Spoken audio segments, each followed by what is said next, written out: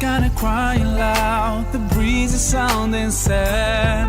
Oh no, tell me when did we become so cold and empty inside? Lost away a long time ago. Did we really turn that blind? We don't see that we keep hurting each other, no. All we do is just fight. Now we share the same bright sun, the same round moon. Why don't we share the same love? Tell me why not? Life is shorter than most I thought. Hold my hand, there are many ways to do it right. Hold my hand, turn around and see what we left behind. Hold my hand, my friend, we can save the good spirit of me and you for another chance. And let's pray for the beautiful world I share with you. Ada kalangan ulama ni dibuang daerah. Macam Imam Nawawi contohnya, saya pernah ceritakan. Imam Nawawi apabila dia memfatwakan bahwasanya tidak dibenarkan untuk mengambil harta rakyat, tidak dibenarkan mengambil harta rakyat untuk membiayai peperangan dengan Tartar ketika itu, maka Malikus Zahir ketika itu sebagai raja di Syam, tuan-tuan, kalangan ulama dah nak bunuh dah, kata mungkin Malikus Zahir bunuh Imam Nawawi, tapi Imam Zahir dibuang daerah, suruh keluar daripada negara ketika itu. Jadi kalau ulama, kalau seandainya aku dibuang daerah, aku hijrah, dia kata. Aku hijrah. Bumi Allah ini luas, tempat Al-Quran tersebut, bumi Allah ini luas, maka berhijrahlah. Dan kalaulah seandainya dibunuh, itulah menjadi matlamat yang paling tinggi. Kalau dibunuh, syahid. Kalau dibunuh, syahid. Kemudian saya katakan tadi, orang brilian ini dicampakkan mana pun, dia tetap bercahaya. Contohnya seperti Hamka, seperti Said Qutb. Apabila dia di penjara, dia melakukan satu peninggalan besar dalam penjara. Said Qutb ketika dia di penjara, dia menghasilkan tafsir fi zilalil Quran. Hamka ketika dia penjara, dia menghasilkan tafsir Al-Azhar yang boleh kita nikmati sampai saat sekarang ini. Jadi orang-orang brilian ni tak kisah, tuan-tuan, dia dicampak di mana pun, dia tetap bercahaya.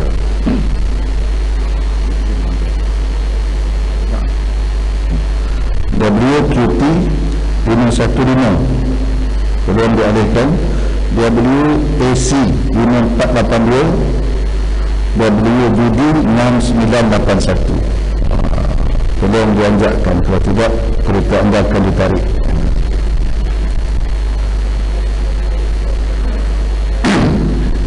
Jadi tuan-tuan yang dirahmati Allah, kemudian tadi balik lagi, kebanyakan yang menyebabkan tercabutnya iman dari hati ialah berbuat aniaya terhadap sesama manusia. Jadi rupanya apabila kita menzalimi, menganiaya manusia ini menyebabkan tercabut kita punya keimanan, tuan-tuan. Itu makanya dalam dairi kehidupan kita jangan sekali-kali kita menzalimi orang lain. Sebab sebagaimana yang saya sebutkan tadi, di antara doa orang yang tidak dihijab antara dia dengan Allah adalah doanya orang yang dizalimi.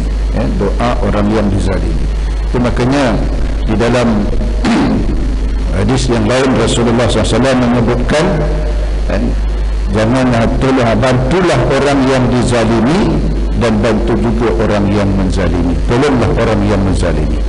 Lantas sahabat bertanya, ya Rasulullah, orang yang dizalimi kami biasa membantunya, menolongnya, tapi bagaimana kami menolong orang yang menzalimi? Maka Rasulullah kata, tegah dia daripada melakukan kezaliman.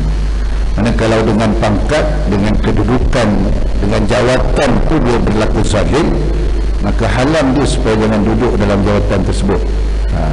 Halam dia jangan sampai dia duduk dalam jawatan tersebut kalau seandainya dengan kedudukan dan pangkat itu dia berlaku zalim. Bahkan tuan-tuan, di dalam hadis disebutkan orang yang membiarkan kezaliman berlaku pun diazab dalam kubur, kan ada riwayat menceritakan hamba Allah itu ditanya oleh malaikat dalam kubur, tengok tanya apa amalan dia yang baik, semua baiklah semua. Tiba-tiba malaikat pukul dia sekali, terkejut dia. Sekali pukul pun dah termasuk 7 petala bumi. Dia kata, kenapa kau pukul aku wahai malaikat? Kan tak ada dosa aku buat. Maka malaikat berkata, satu hari kamu pernah melihat orang yang dizalimi, tapi kamu tidak cuba untuk membantunya. Tak cuba, maknanya orang yang melihat kezaliman berlaku, dia tak cuba untuk memberikan pertolongan pun kena azab dalam kubur. Dan Hud 113 itu terutama kepada mereka yang zalim ni, tuan-tuan, kita cenderung pun tak boleh usahakan sokong. Itu disebutkan dalam Hud ayat 113 kan, wala tarkanu ilal ladzina zalamu fatamassakumun nar. Jangan kamu cenderung kepada mereka yang berlaku zalim, nanti kamu akan dicampakkan ke dalam api neraka. Maknanya kepada orang zalim ni, tuan, usahakan sokong. Cenderung hati kita pun tak boleh, maknanya sengit hati kita sikit pun tak boleh kepada mereka yang berlaku zalim ini. Dan di dalam hadis yang lain, Rasulullah SAW menyebutkan, satakunu min ba'dil umara yukazzibun wa yazlimun, sebagai ulangan, wa man saddaqahum bikazibihim wa a'anahum ala zulmihim wa laysa minni wa lastu minhu wa lam yarid ala al-hawd. Akan datang selepasku, kata Rasulullah SAW, akan datang satakunu min ba'dil umara, akan datang selepasku penguasa pemimpin, yukazzibun, yang dia melakukan pembohongan, wa yazlimun, dan mereka melakukan kezaliman. Wa man saddaqahum bikazibihim, siapa di antara kamu membenarkan pembohongan yang dia lakukan, wa a'anahum ala zulmihim, dan menyokong kezaliman yang dia buat, walaysa minni walastu minhu, dia bukan dari golongan aku dan aku bukan dari golongan dia, walam yarid alal hawd, dia tidak akan datang nanti ke telagaku. Tak datang ke telagaku. Dan apabila sebut dia tak datang ke telaga, merujuk kepada telaga Kautsar. Itu dalam hadis daripada Asma disebutkan, apabila Rasulullah SAW kata, aku berada di telaga, kemudian datang sekumpulan orang untuk minum air dalam telaga tersebut, kemudian dia diperambat, dihalau oleh malaikat. Aku bertanya kepada malaikat, wahai malaikat, kenapa kau halau dia, kau perambat dia daripada mendekati telaga dan minum air daripada telagaku ini, padahal dia adalah umatku bukan? Maka malaikat berkata, ya Rasulullah, dia memang umatmu, tapi setelah ketiadaanmu dia berpaling daripada ajaranmu. Maknanya nak dekat ke telaga, usahakan minum, tak boleh. Orang yang berpaling daripada ajaran Nabi SAW. Berpaling ni, orang Indonesia kata mencuri tu maling, bukan?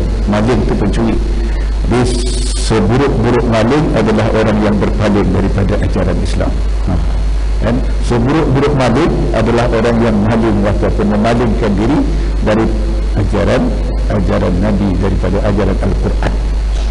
Itu seburuk-buruk pencuri itu orang yang berpaling daripada ajaran surah Taha, wa man a'rada an zikri fa inna lahu ma'isyatan dhanka. Barang siapa yang berpaling daripada peringatanku, bagi mereka kehidupan yang sempit. Wa nahsyuruhu yaumal qiyamati a'ma, dan dibangkitkan pada hari kiamat nanti dalam keadaan buta matanya. Lantas mereka komplain, wahai Allah, kenapa kau bangkitkan aku dalam keadaan buta, padahal semasa dunia dahulu aku boleh melihat. Lantas Allah berkata, semasa di dunia dahulu engkau melupakan aku, maka tibalah giliran saat ini untuk dirimu dilupakan. Jadi Allah lupakan orang-orang yang berpaling daripada ajaran, daripada peringatan Allah, daripada Al-Quran, daripada Islam semasa hidup di dunia. Kemudian tuan-tuan, Abul Qasim Al-Hakim ditanya, apakah ada dosa yang dapat mencabut iman seseorang? Maka jawabnya, na'am. Salah satu asya'a tanzi'ul iman minal ibadi awaluha tarkus syukri alal Islam والثاني ترك الحق على الذهب الإيمان والثالث الظلم على أهل الإسلام. الله أكبر. Ya, dikata ya ada 3 macam yang dapat mencabut iman seseorang hamba. Yang pertama, tidak bersyukur atas nikmat Islam. Ini akan mencabut iman seseorang apabila seorang itu tidak bersyukur atas nikmat Islam. Jadi nikmat yang paling besar yang kita miliki tuan-tuan adalah nikmat Islam. Kita beruntung sebab kita dilahirkan, mak bapak kita Islam, datuk nenek kita Islam, kita pun Islam. Namun yang menjadi persoalannya apabila Islam ni hanya Islam keturunan saja. Islam keturunan. Jadi Islam ni tuan-tuan dia adalah agama ilmu. Dia perlu dipelajari, perlu didalami dan perlu dipahami Islam ni. Dia bukan hanya sekedar pasal bapak kita Islam, mak kita Islam, datuk kita Islam, kita pun Islam. Jadi ramailah kita di Nusantara ni pun kita tahu Islam ni adalah Islam keturunan. Jadi Islam keturunan inilah yang Rasulullah sebut akhir zaman umatku tak ubahnya berada dalam satu hidangan. Dia dilahap, dia direbut oleh orang-orang yang lapar. Apakah jumlah kita sedikit pada waktu itu ya Rasulullah? Wa antum katsirun, kamu ramai. Tapi kuantiti banyak, kualiti tak ada. Sebab Islam keturunan ni lah tuan-tuan. Kuantiti dan jumlah banyak tapi tak ada kualiti. Dia rapuh bagaikan buih di atas air bah. Dan sebab dalam diri umat Islam itu dihinggapi penyakit al-wahnun. Mahwal wahnun hubud dunia wa karahiyatul maut. Terlalu cinta kepada dunia kemudian takut mati. Jadi ini penyakit yang melanda umat Islam. Kata Rasulullah SAW dalam hadis ramalannya tuan-tuan, ini kita lihat jumlah ramai, kuantiti banyak tapi kualiti tak ada. Kita lihat di dunia Islam hari ini, umat Islam dilagakan antara sesama Islam, terutama oleh musuh oleh Yahudi, laknatullah alaih. Sekarang ni lagaan yang terbesar umat Islam antara sunnah dengan syiah itu sedang berlaku di merata dunia ketika ini tuan-tuan. Yang menyebabkan umat Islam ni hancur ketika ini, dan kita maklum di belakangnya adalah Yahudi laknatullah yang melaga-lagakan antara sesama umat Islam. Okey, jadi yang pertama tuan-tuan, 3 macam yang boleh mencabut iman. Yang pertama, tidak bersyukur atas nikmat Islam. Yang kedua adalah tidak khawatir akan hilangnya iman. Tidak khawatir akan hilangnya iman. Ini tuan-tuan yang dirahmati Allah, penghakisan iman ni tuan-tuan, dia hari-hari berlaku dari kalangan anak generasi muda kita. Kita lihat hari ini bagaimana internet terutama tuan-tuan. Sebagaimana yang kita maklum, internet ni media ni dia bagaikan pisau kan, boleh diguna untuk baik dan boleh diguna juga untuk perkara buruk. Itu yang sekarang ini tuan-tuan dikatakan sepatutnya kita yang menguasai telekomunikasi dan sebagainya ni tuan-tuan, tapi sekarang ni alat-alat ini yang menguasai generasi muda kita. Mereka hanyut dan yang menjadi persoalan besar, pengaruh besar ni apabila jenayah seks bebas berlaku secara berluasa akibat mungkin melihat benda-benda ucah, benda-benda porno yang foto yang berada di dalam media ini tuan-tuan. Jadi iman sekarang ini generasi muda kita sedang mengalami penghakisan iman tuan-tuan. Itu makanya tugas besar kepada PJK Masjid tuan-tuan, bagaimana membuat program-program untuk menarik generasi muda. Sebab mereka lah yang akan mewarisi rumah Allah ini. Kita tak lama lagi pun kan?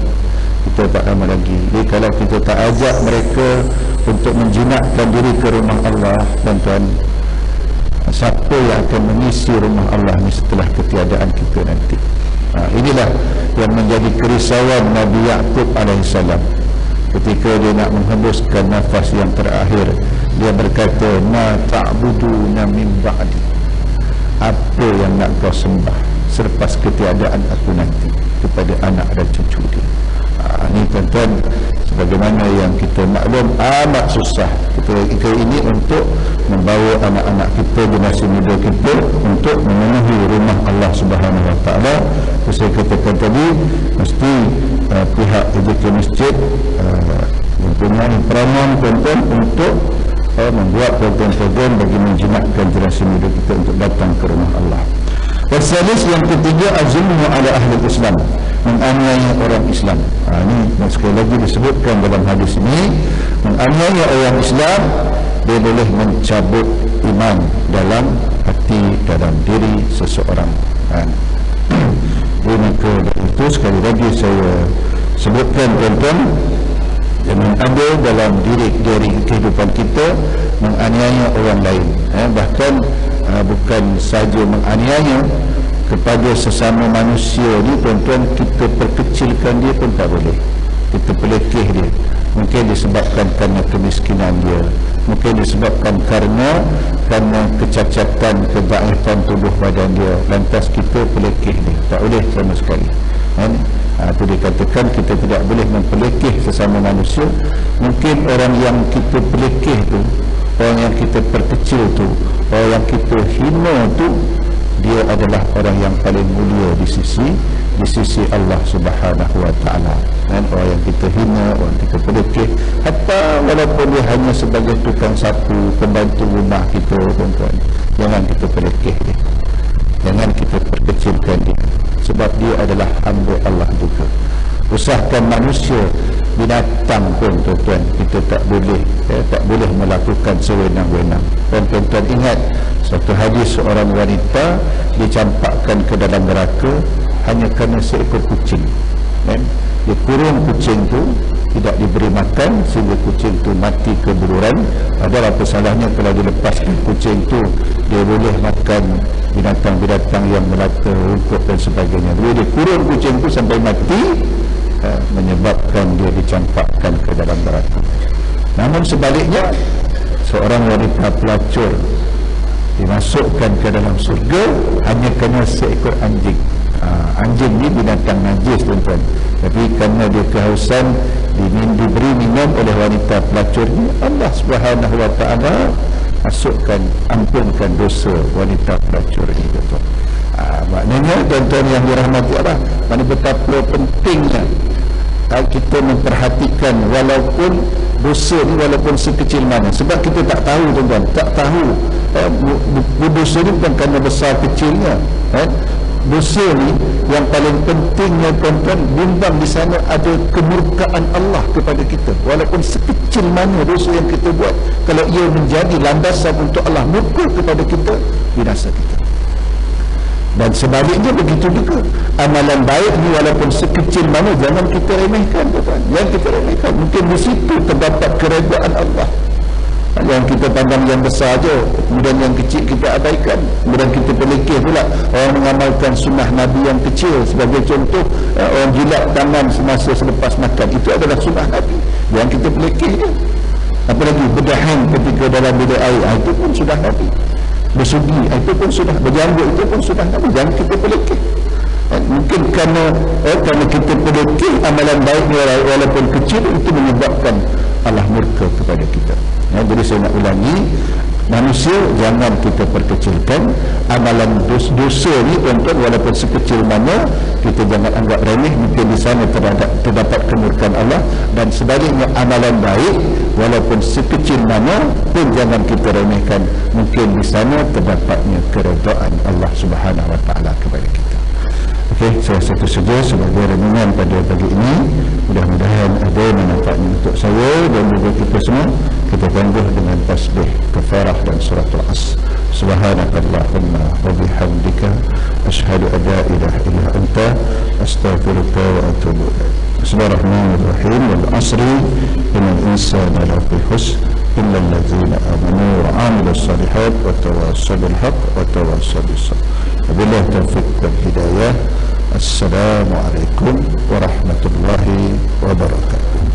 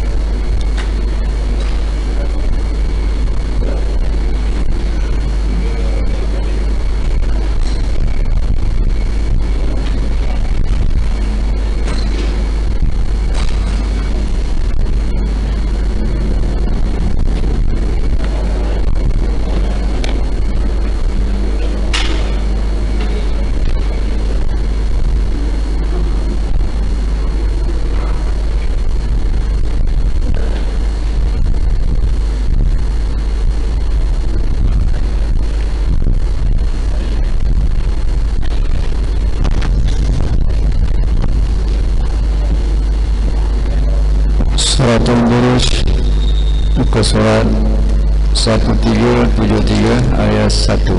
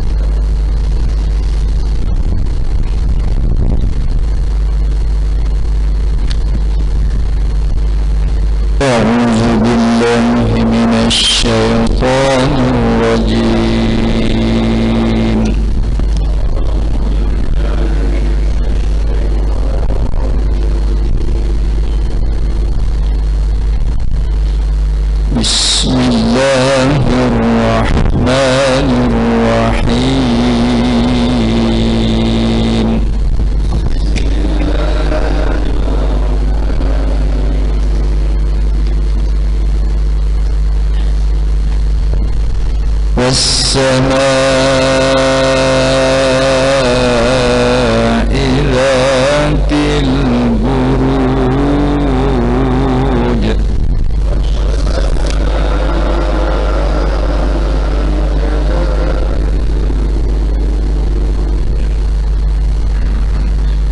واليوم الموعود وشاهد ومشهود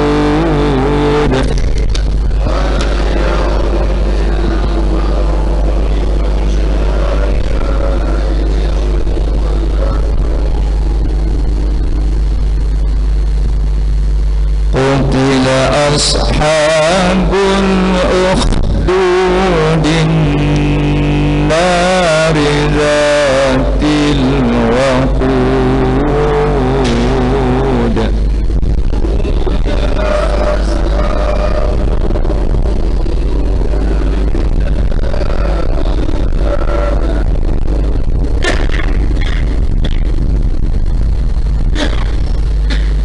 إذ هم عليها قعود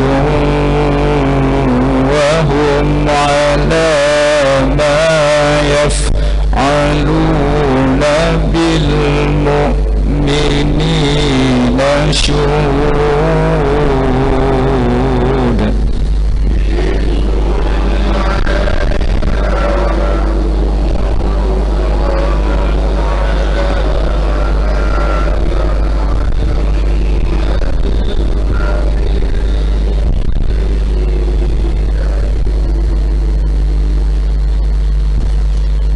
وما نقموا منهم إلا أن يؤمنوا بالله العزيز الحميد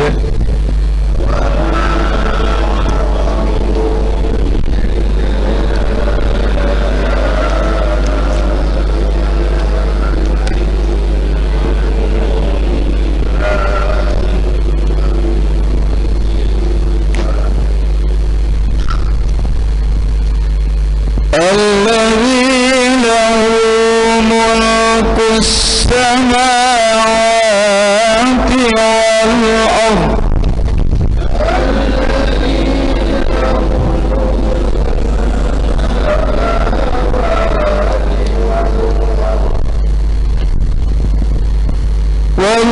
والله على كل شيء شهيد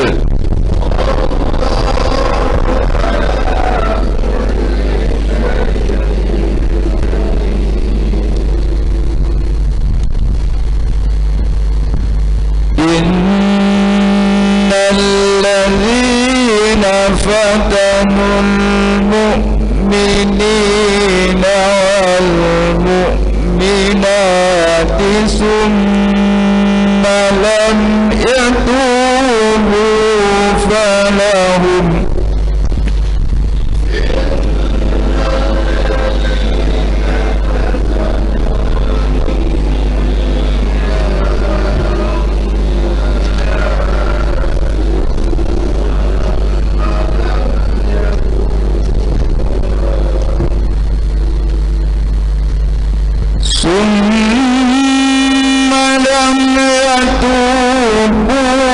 فلهم عذاب جهنم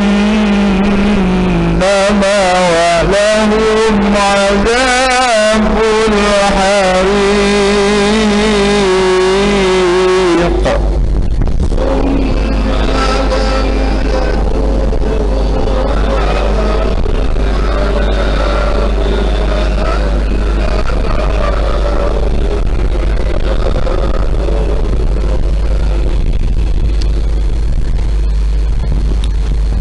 إن الذين آمنوا وعملوا الصالحات لهم جنات تجري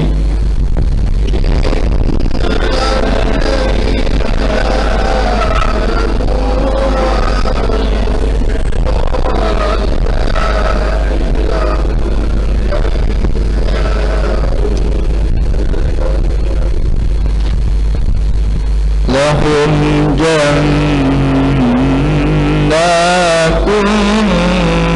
تجري من تحتها الأنهار ذلك الفوز الكبير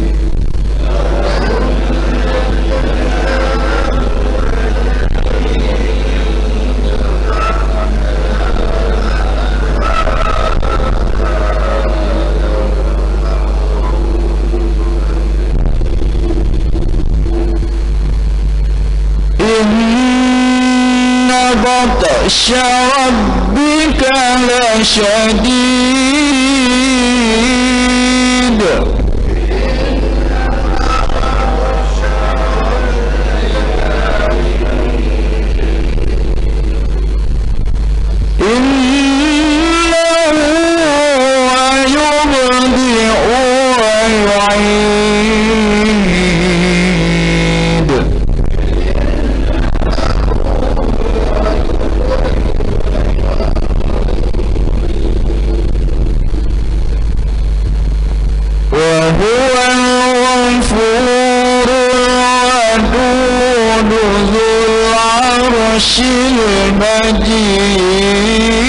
المجيد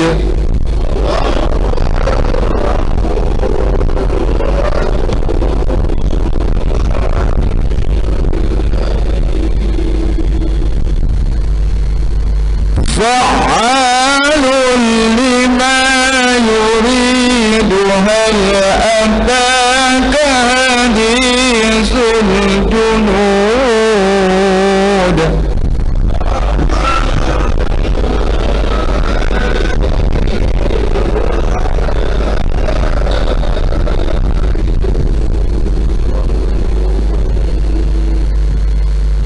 فرعون ثمود بل الذين كفروا في تكذيب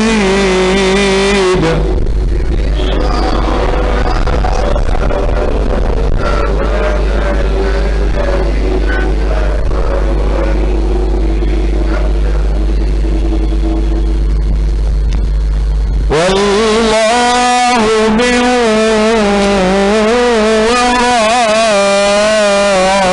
ورائهم محيط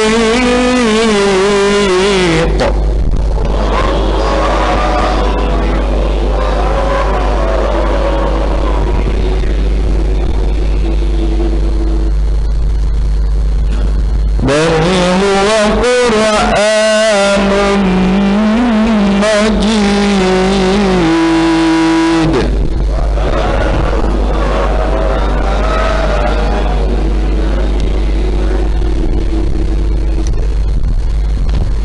في لوح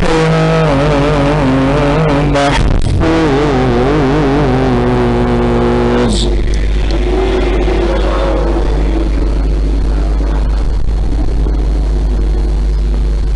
صدق الله العظيم.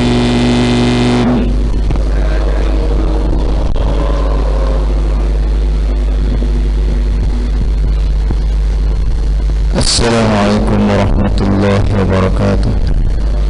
Muslimin muslimat yang dirahmati Allah. Suratul Buruj ayat 1. Bismillahirrahmanirrahim. Was-samaa'i wa lam sin sabata was alif lam syamsyah atau idgham syamsi bila gunah, idgham yang tidak didengungkan. Samaa'i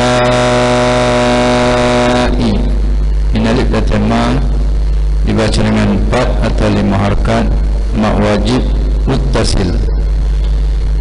Za dua harakat man asli mutlak. Selain pada mat asli mutlak, mat zati, mat tabi'i ataupun mat asas.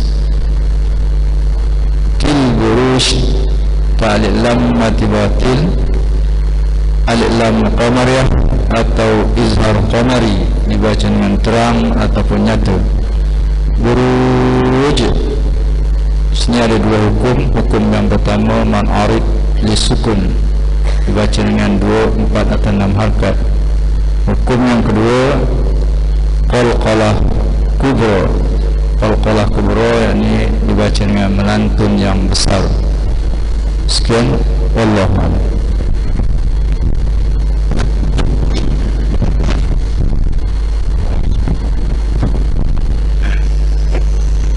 Assalamualaikum warahmatullahi wabarakatuh. Bismillahirrahmanirrahim. Alhamdulillahirabbil alamin. Wassalatu wassalamu ala asrafil anbiya'i wal mursalin Sayyidina Muhammad wa ala alihi wa sahbihi ajma'in, amma ba'd. Muslimin muslimat yang dirahmati Allah, Muqaddimah Suratul Buruj. Surah ini diturunkan di Mekah, mengandungi 22 ayat. Dinamakan Surah Al-Buruj, yakni tempat-tempat peredaran bintang, kerana pada awal surah ini Allah Ta'ala bersumpah dengan langit dan bintang-bintangnya serta hari pembalasan yang dijanjikan, bahawa kaum kafir yang bertindak ke atas menggali parit dan membakar orang-orang yang beriman di dalamnya akan menerima akibat yang seburuk-buruknya. Intisari kandungannya membentangkan kisah kekejaman kaum kafir terhadap orang-orang yang beriman yang terjadi dalam zaman nabi-nabi yang telah lalu. Setelah itu ditegaskan bahawa orang-orang kafir yang menimpakan bencana untuk memesongkan orang-orang yang beriman, lelaki dan perempuan, kemudian mereka tidak bertaubat, maka mereka akan beroleh azab api yang membakar. Sebaliknya, orang-orang yang beriman dan beramal soleh akan ditempatkan dalam syurga yang melembah-lembah nikmatnya. Kemudian ditegaskan bahawa azab Tuhan terhadap orang-orang yang kufur ingkar amatlah berat. Kenangkanlah sahaja apa yang telah menimpa kaum-kaum yang telah menentang rasul-rasulnya berzaman yang silam. Demikian juga yang akan menimpa orang kafir yang menentang Nabi Muhammad sallallahu alaihi wasallam. Surah ini diakhiri dengan menegaskan tentang kebenaran Al-Quran. Sebenarnya apa yang engkau sampaikan, wahai Muhammad, kepada mereka bukanlah syair atau perkara sihir, sebagaimana yang mereka tuduh dengan tidak berasas. Bahkan ialah Al-Quran yang tertinggi kemuliaannya, lagi yang terpelihara dengan sebaik-baiknya pada Lauh Mahfuz. Terjemahan Suratul Buruj, surah yang ke-85, diturunkan di Mekah, mengandungi 22 ayat. Bismillahirrahmanirrahim. Dengan nama Allah yang Maha Pemurah lagi Maha Mengasihani. Ayat pertama, demi langit yang memenuhi tempat-tempat peredaran bintang-bintang. Ayat 2, dan hari pembalasan yang dijanjikan. Ayat 3, dan makhluk-makhluk yang hadir menyaksikan hari itu serta segala keadaan yang disaksikan. Ayat 4, celakalah kaum yang menggali parit. Ayat 5, parit api yang penuh dengan bahan bakaran.